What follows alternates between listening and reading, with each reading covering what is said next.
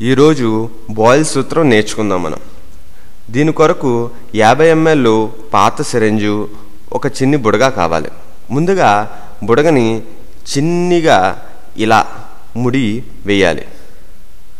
అలా ఈ చిన్ని బుడగని చేసుకొని మొదలను ఇలాగా కట్ చేసేయాలి. ఇలా కట్ చేసిన ఈ చిన్ని బలూన్ను మన 50 ml సిరంజిలో, పాత 50 ml సిరంజిలో ఇలా వేసి ఇలా మూసేయాలి.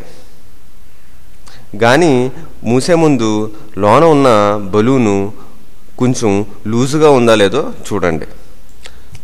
తరువాత సిరంజు మొదలను ఇలా మూసి గట్టిగా ఈ సిరంజిని ఒత్తితే పీడనం వల్ల సిరంజిలో ఉన్న ఈ బెలూను చిన్నగా అవడం అనేది మనం గమనించవచ్చు.